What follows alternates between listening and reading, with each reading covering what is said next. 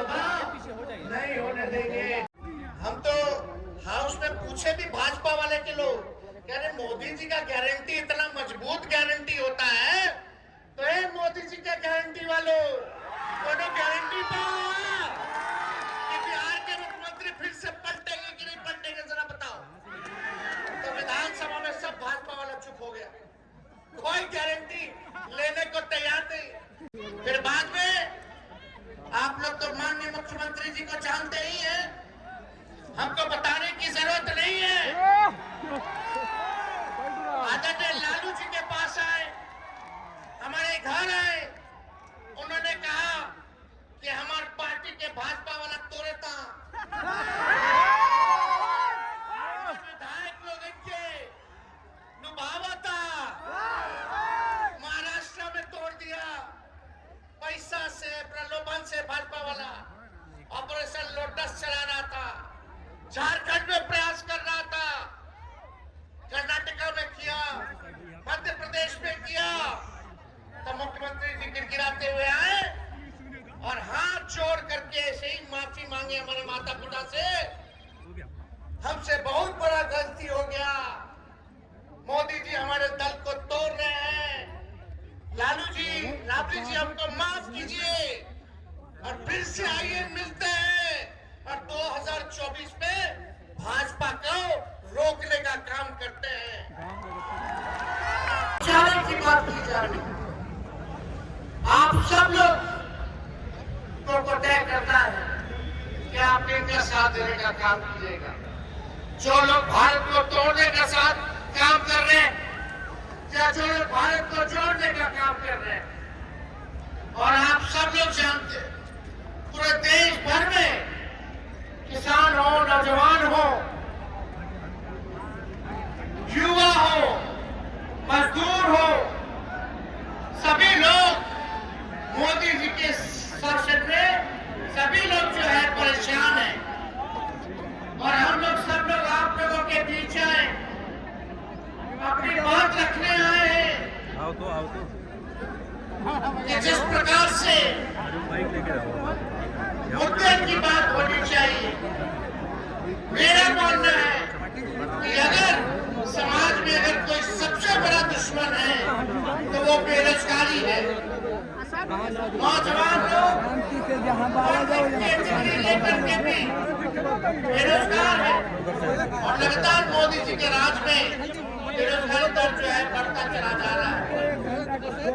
हमने 2020 के चुनाव में वादा किया था कि अगर आप लोग हमको मुख्यमंत्री बनाइएगा तो 10 लाख नौजवानों को सरकारी नौकरी देने का।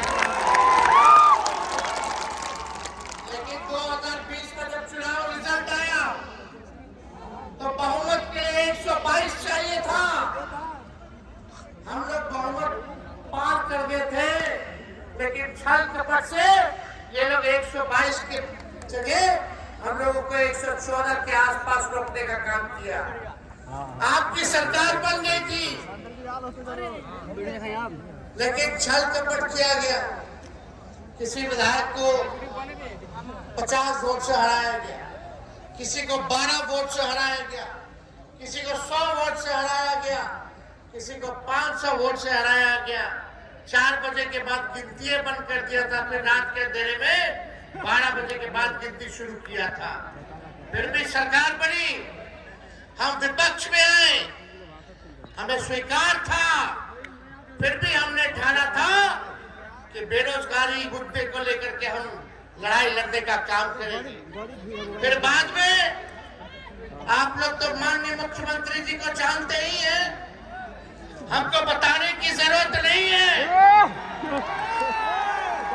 आदरणीय लालू जी के पास आए, हमारे घर आए, उन्होंने कहा कि हमारी पार्टी के भाजपा वाला तोड़े था, विधायक लोग इनके नुभावा था, महाराष्ट्र में तोड़ दिया, पैसा से प्रलोभन से भाजपा वाला ऑपरेशन लोटस चला रहा था, झारखंड में प्रयास कर रहा था, कर्नाटका में किया, मध्य प्रदेश में किया। मुख्यमंत्री जी गिड़गिड़ाते हुए आए और हाथ जोड़ करके ऐसे ही माफी मांगे हमारे माता पिता से, हमसे बहुत बड़ा गलती हो गया, मोदी जी हमारे दल को तोड़ रहे हैं, लालू जी राबड़ी जी हमको माफ कीजिए और फिर से आइए मिलते हैं और 2024 में भाजपा को रोकने का काम करते हैं। हम नहीं चाहते थे कि हम मुख्यमंत्री जी का साथ दें, काहे हम जानत रहे,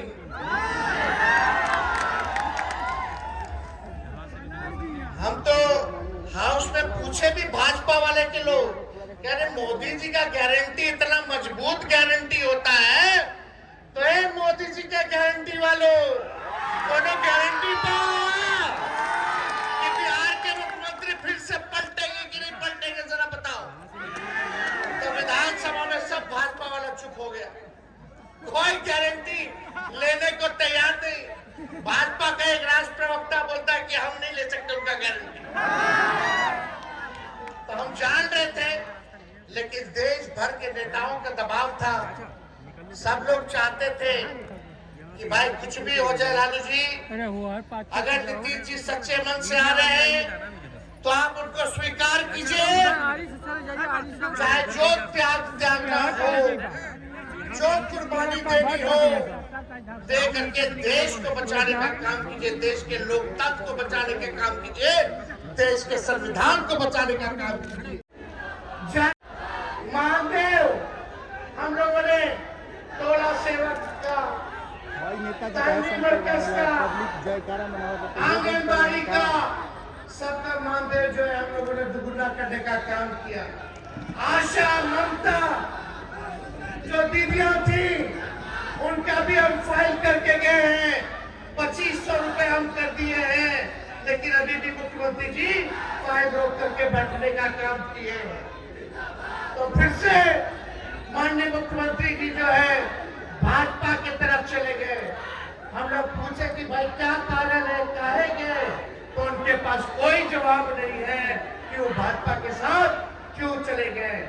तो हम तो नहीं बता सकते ईडी का डर है या सीबीआई का डर है, लेकिन हम सब लोगों को, जो आपकी बात कर रहा है, राहुल जी आपकी बात कर रहे, जनता की बात कर रहे, गरीब की बात कर रहे, किसान मजदूर नौजवानों की बात कर रहे हैं, असल मुद्दों के बारे में बात कर रहे हैं, हम हो या और हमारे साथी हो, मोदी जी जवाब नहीं देना चाहते हैं कि क्यों नहीं किसानों का आय दुगुना किया, क्यों नहीं 2-2 करोड़ रोजगार बांटने का काम किया, क्यों नहीं हर एक के खाते में 15-15 लाख देने का काम किया, 22 तक सबको पक्का मकान देने का वादा किया था। अगर ये सवाल हम लोग पूछते हैं तो मोदी जी अपने सीबीआई, ईडी, इनकम टैक्स जो इन्हीं के पार्टी के प्रकोष्ठ के रूप में काम कर रहे, एक सेल के रूप में काम कर रहे, वो हम लोगों के पीछे लगा दिया जाता है। लेकिन हम आप लोगों को कहना चाहते हैं, हम लोग डरने वाले लोग नहीं हैं, लड़ाई लड़ेंगे, आपकी लड़ाई लड़ना है, आपको अधिकार दिलाना है। तो आप सब लोग हाथ उठा के बताइए, लड़ाई लड़ना है कि नहीं लड़ना है? तो भाजपा भगाओ, भाजपा भगाओ, भाजपा भगाओ। तो ज्यादा समय हम नहीं लेंगे। इसके बाद 20 तारीख के बाद से मेरा हर जगह बिहार के हर जिले में कार्यक्रम लग रहा है। हम फिर आपके बीच आकर के अपनी बातों को रखने का काम करेंगे। हम राहुल गांधी जी को यही संदेश देना चाहते हैं कि आप जो काम कर रहे हैं उसी निकटता के हिसाब से आप अपने काम को करते रहिए। आपके पीछे हम लोग मजबूती के साथ खड़े हैं। कोई भी समय आएगा, हम लोग कोई भी कुर्बानी देने के लिए हम लोग खड़े रहेंगे, लेकिन देश का सौदा नहीं होने देंगे। जिन पूंजीपतियों को देश को बेचने का काम कर रहे हैं, वो काम नहीं होना चाहिए। आपका अधिकार मिलना चाहिए। इन्हीं चंद शब्दों के साथ आप सब लोगों को हम धन्यवाद देते हैं, आप सब लोगों को बधाई देते हैं कि आप लोग इतने तादाद में, इतनी संख्या में आप लोग यहाँ उपस्थित हुए और अपनी बात को एक विराम देते हुए आप सब लोगों का धन्यवाद करते हुए जय हिंद, जय बिहार। आदरणीय नेता प्रतिपक्ष के उद्बोधन को आप लोगों ने सुना। रामगढ़ की जनता के, मोदी जनता की तरफ से बहुत कोटि बधाई। मैं आपके बीच में नौजवानों, किसानों, गरीबों के मसीहा कांग्रेस के पूर्व